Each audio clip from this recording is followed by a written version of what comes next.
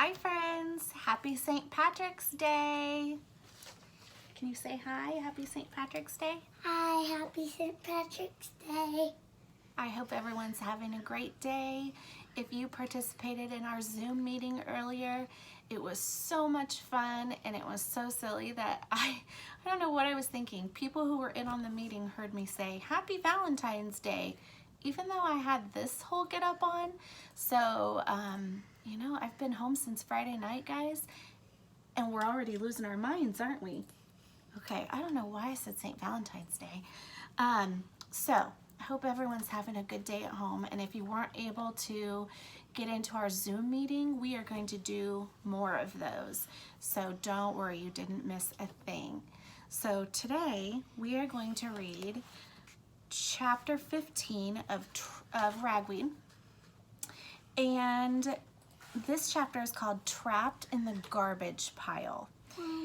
Yes. Can I show them my animals? I forgot we have special guests. Yes, Violet needs to introduce her special guests. This is Pascal from the movie Tangled. Yes. We only have guests who are green participating today. Okay. And the next guest is kind of green, but not really green. Okay. You can see that it has green inside ears, green eyes, green paws, and green feet. Great. Here. And then this has really light green fur. I know it doesn't look like green fur, but it has some green fur. Look, right there. It looks kind of blue to me, but I trust my co-teacher here. If she says it's green, it's green. All right, guys, let's get into chapter 15, Trapped in the Garbage Pile. Oh, I like it. Hi, Pascal. Ragweed slipped back to the middle of the pile where Blinker was waiting nervously. Is she gone? The white mouse asked. No way. What is she doing? Waiting for us, dude. Worse, she has her friend Graybar with her.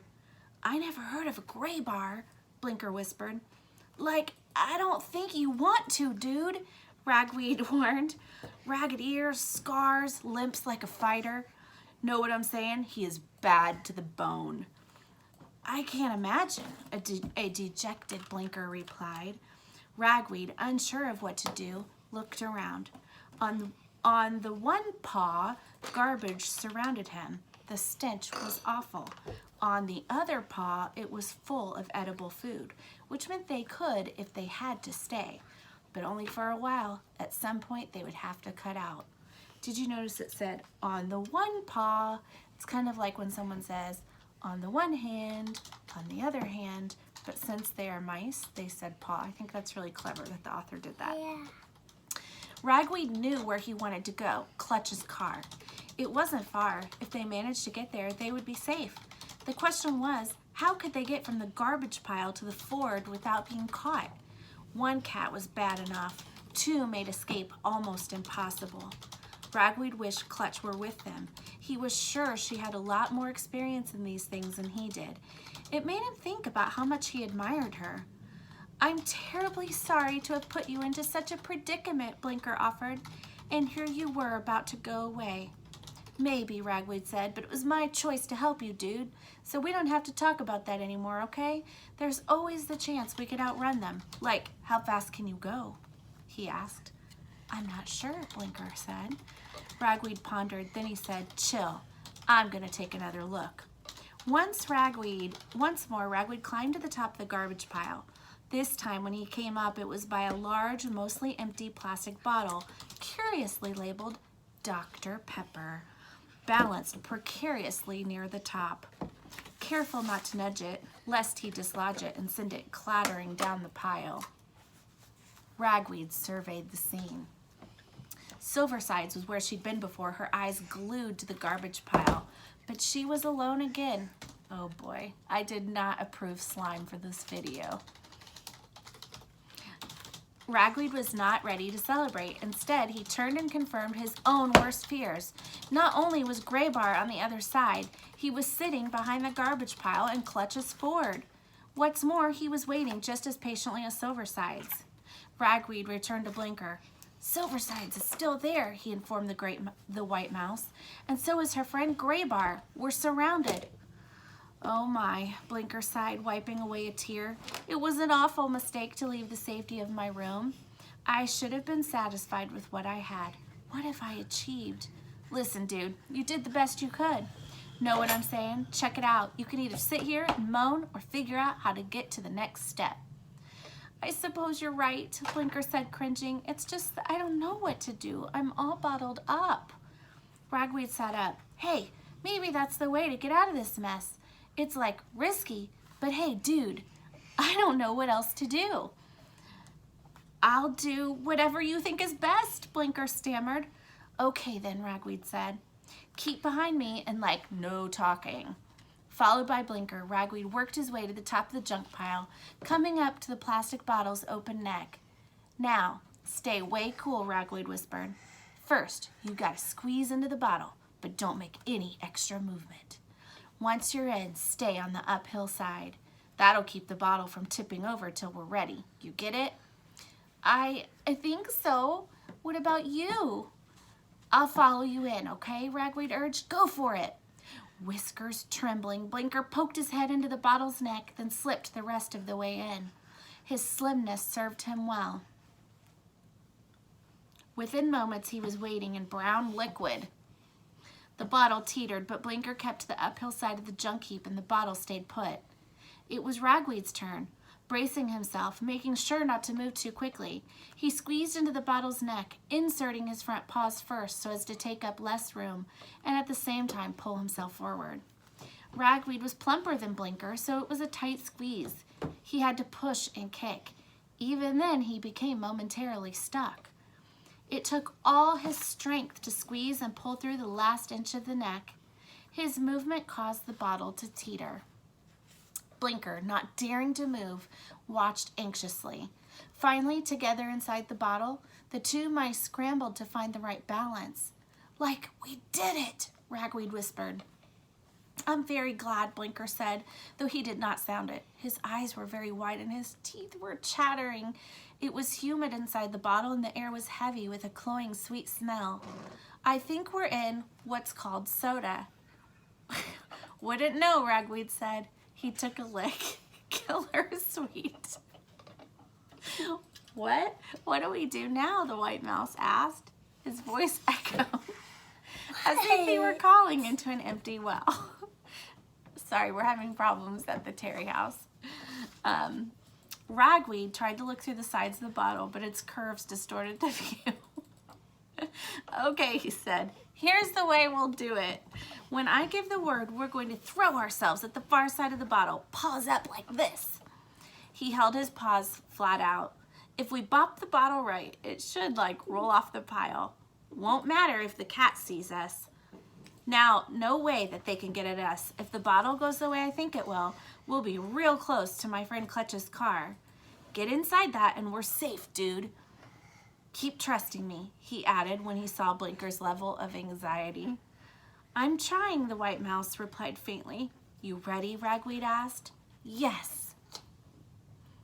Okay, like when I say, go, dude, jump to the other side. We need to do it together. Violet is acting this out for us. I understand, Blinker said. Here we go. Taking a deep breath, Ragweed began to count. 1, 2, 3, jump! At the word, the two mice leaped. With a lurch, the bottle began to roll down the side of the junk pile. Unable to stay on his feet, a suddenly helpless Ragweed tumbled head over heels. Blinker, who was used to the exercise wheel in his cage, ran with the bottle's spin. Even so, both mice received a complete soaking. The bottle came down on the side where Graybar was waiting. Startled, he scampered away. Inside the rolling bottle, Ragweed continued to turn somersaults, while a panicky Blinker kept running in place. When the bottle finally reached level ground, it continued to roll, thanks to Blinker's efforts. But now it began to spin too. Unable to keep to his feet, the white mouse slipped. Blinker and Ragweed were hurled about at random, drenched in the sticky soda, until gradually the bottle came to a stop. Where are we? A groggy Blinker asked. After allowing his head to settle, Ragweed bent to peer through the neck of the bottle. "Cool," he announced. And here is a picture.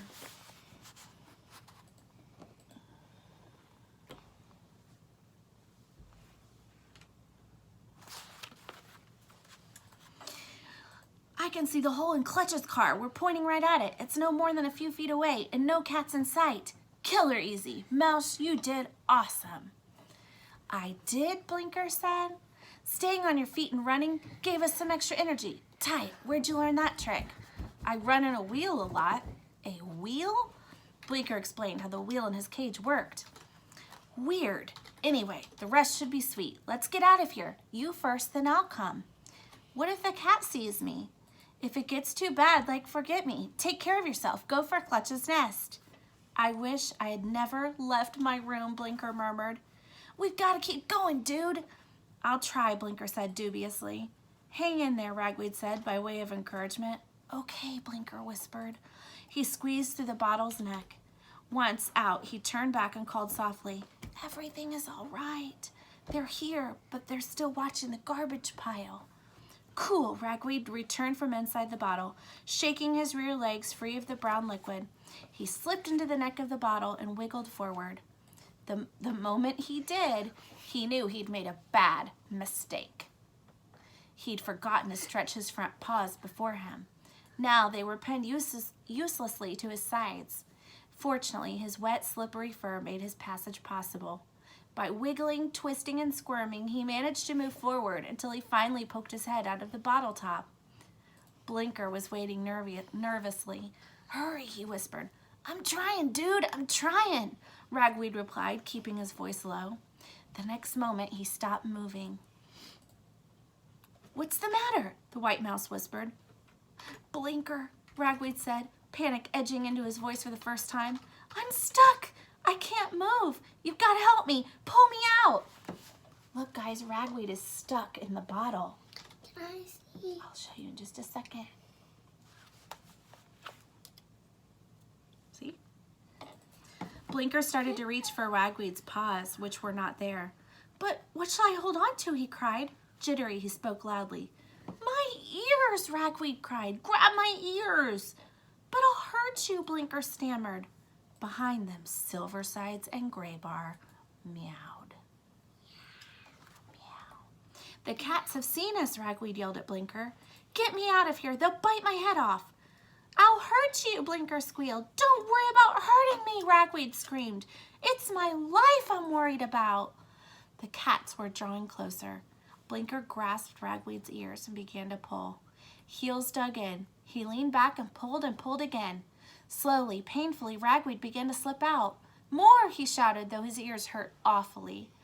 With a sudden pop, Ragweed burst out of the bottle. He came out so suddenly, Blinker tumbled backwards. As for Ragweed, he flew over Blinker, landed hard, but not far from Clutch's door. By this time, the cats were sprinting toward them. Ragweed leaped to his feet. "Run!" he shouted, and hurled himself against Clutch's entryway. It would not budge.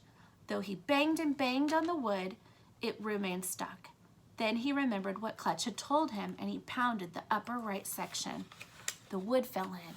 Ragweed followed. The second he landed, he jumped up and turned around. With the two cats right behind him, Blinker was scrambling to get in the hole. Ragweed dashed out, grabbed the white mouse by a paw, dragged him inside, then flung the wood over the entryway, right in the cats' faces. "Hey, dude, you do make an excellent entrance," said a new voice behind them. That's the end of chapter 15. It's a cliffhanger. We don't know who's already in that hole waiting on them. Who do you guys think it'll be? Maybe it's Clutch. Maybe it's another one of the mice from the band. Silversides. I don't think it's Silversides the cat. I think they got away from Silversides. We will find out tomorrow. Have a good day, everybody. Wave bye, Violet.